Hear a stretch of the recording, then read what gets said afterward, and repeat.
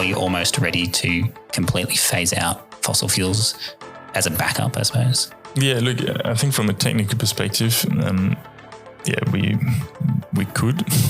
I think the technology is there. It's just about how quickly you can make the transition happen without endangering supply stability. So while it's technically possible, you still have to do the work to then implement it. The clean energy transition is our biggest ever economic challenge. The entire supply chain, from raw materials through to power infrastructure, the workforce, transportation, and end consumers, must all be considered. I'm Gordon Meredith, the Communications Specialist at Banksia Strategic Partners, and today on What's at Stake, we take a look inside the matrix of Australia's energy system, known in many circles as the grid. Acting as our guide today is Mervin Kall, the head of grid at Ox2, formerly known in Australia as Esco Pacific.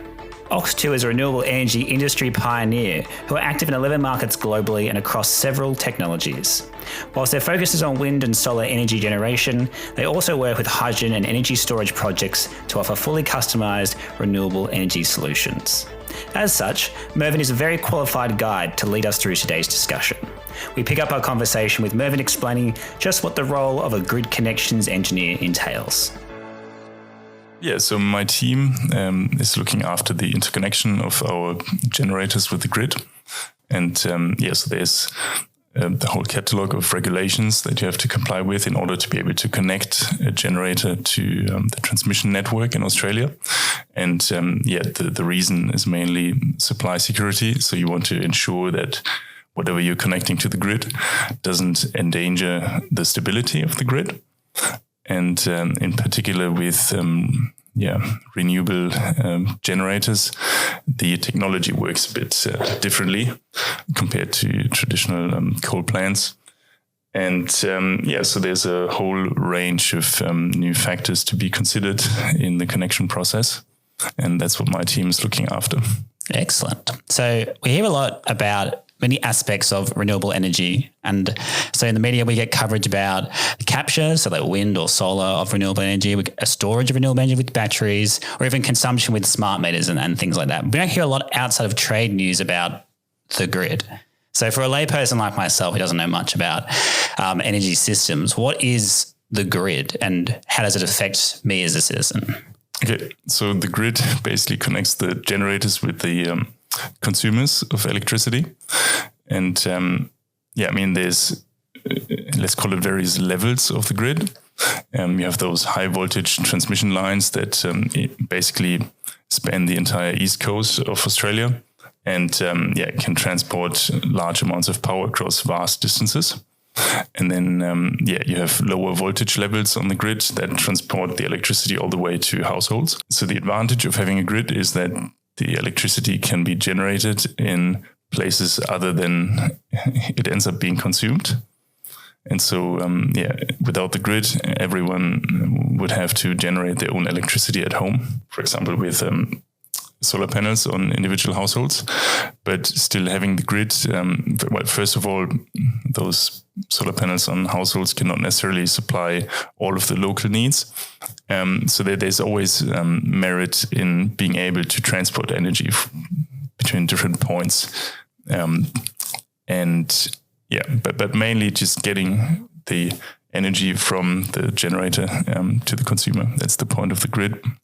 And so then, I suppose, just for our clarity as background, where does your work with Ox2, in terms of the flow of energy, where does your focus fit? With any generator, if you want to be able to participate in the market, you have to have it connected to the grid, right? Otherwise, you're talking about off-grid systems, which is not what we're currently working on with Ox2. I mean, the grid is very much strictly regulated in Australia in that sense.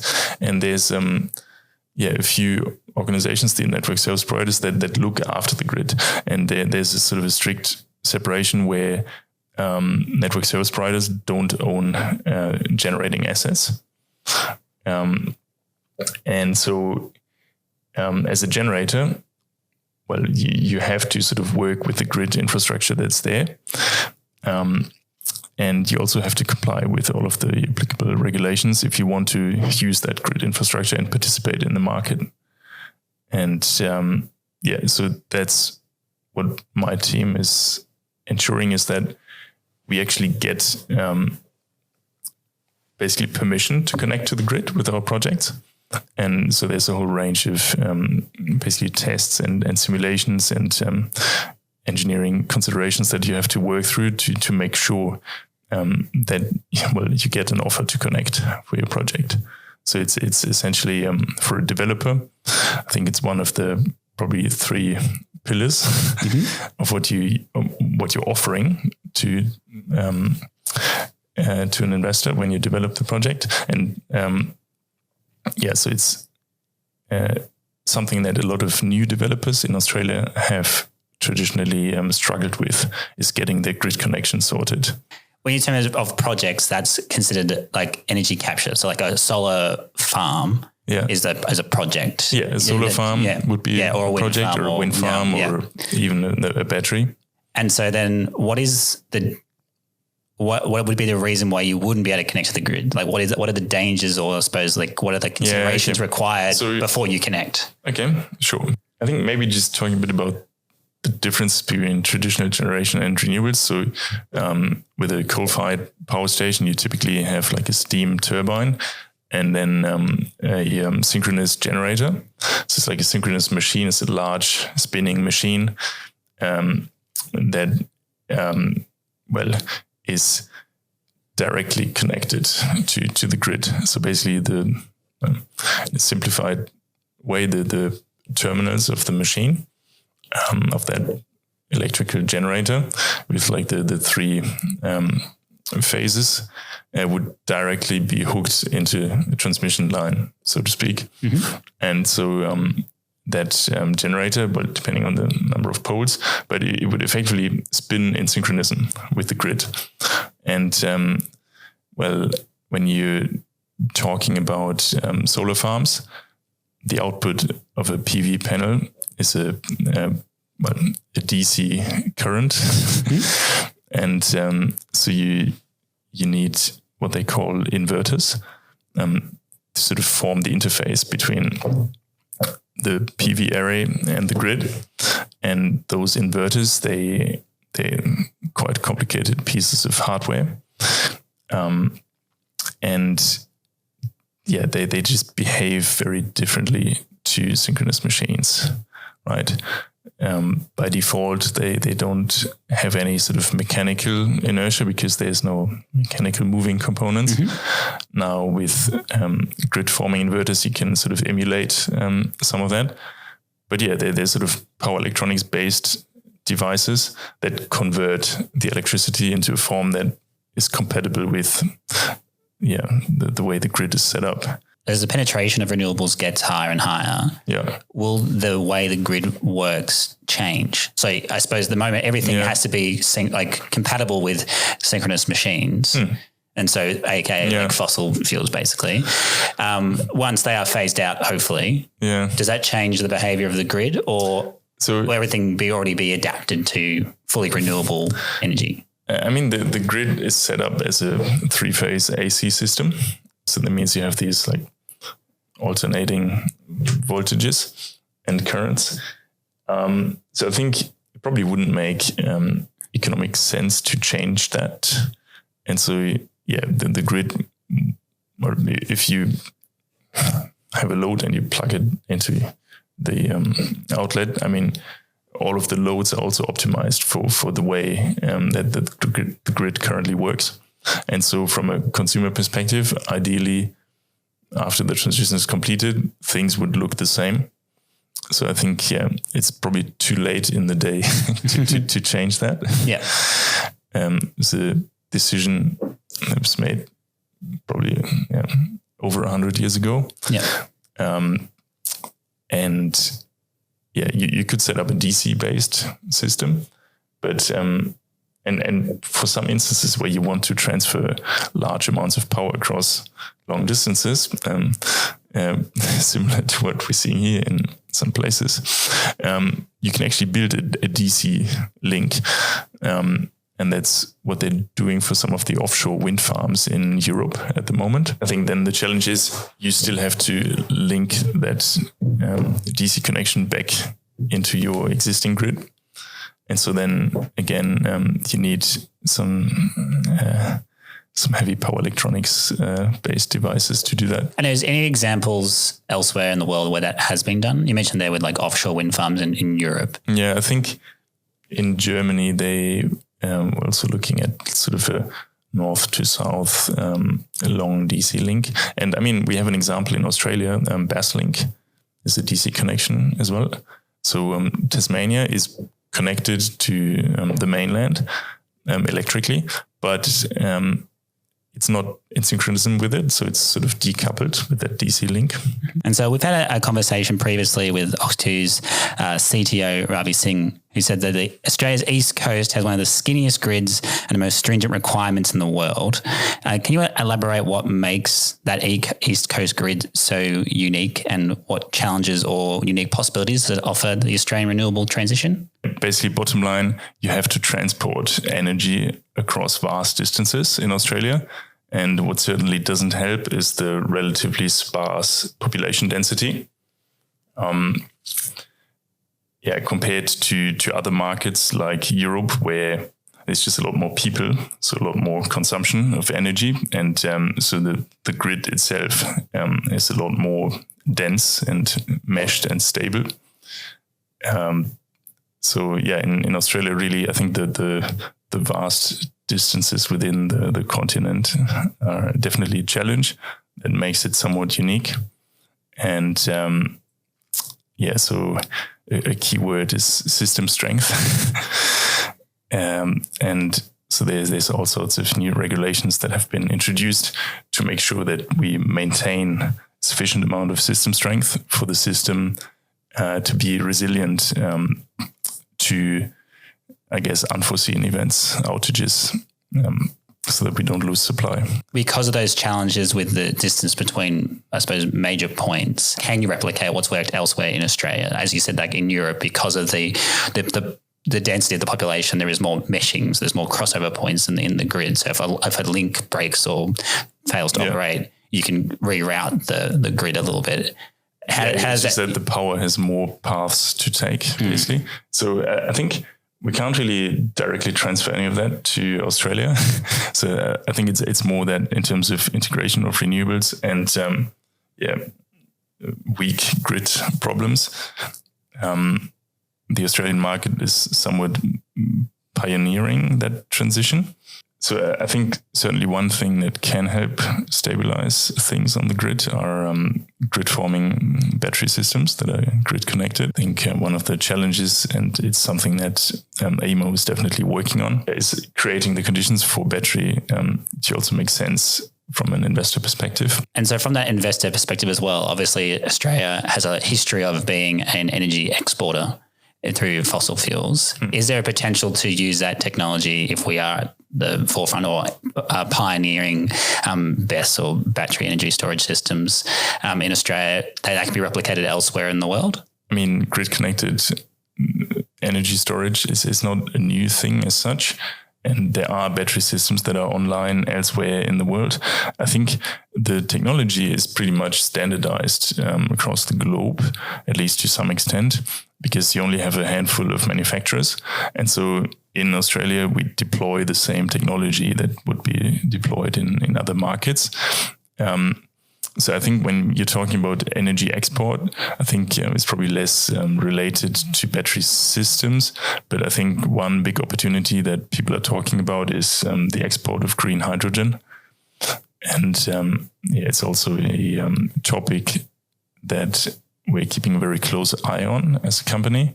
I think currently the economics of that are still very challenging, but there's a lot of pilot projects in that domain in Australia. And I hope there will be more. And so in terms of the future of the grid, as you said, again, to back to its physicality, with stakeholders, the other stakeholder to take into consideration is, I suppose, biodiversity. When developing any of these renewable energy systems, whether it be batteries, grids, or generators, how much consideration is taken into like the footprint, I suppose, like the physical footprint or the physical effects of the renewables. Sure. Versus just like the ability to create the energy. There's a lot of effort going into exploring and assessing the impacts, ecological impacts of the developments. And there's a very rigorous planning process that's actually required in Australia to develop these projects.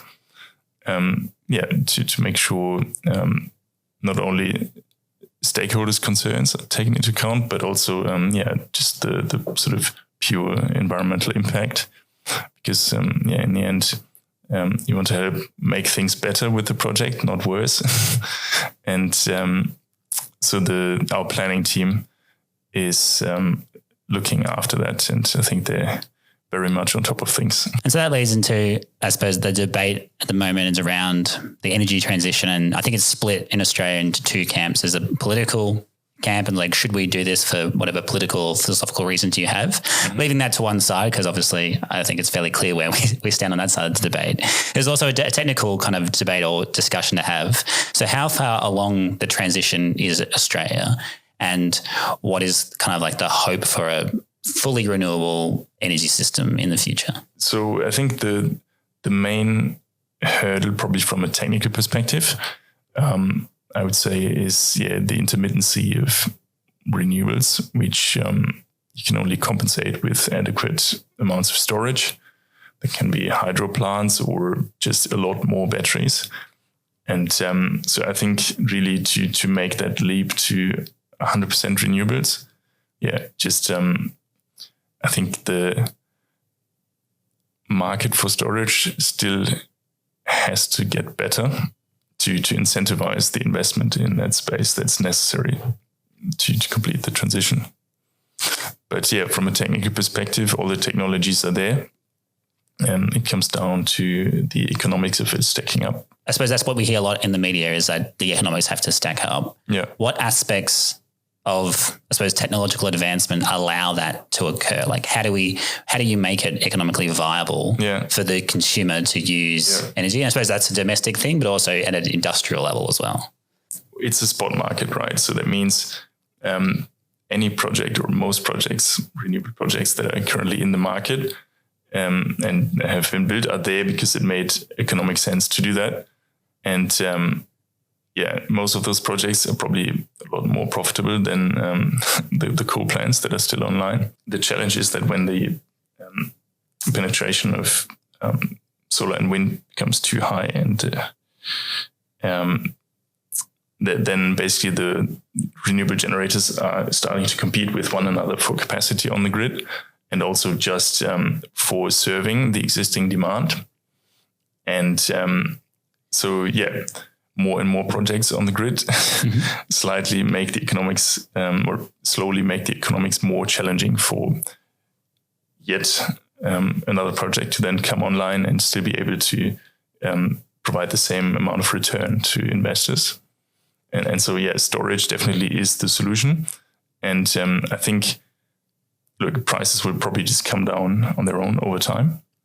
And is there I suppose a lot of Australia's economic modelling is based on, the free market and like letting the consumer decide.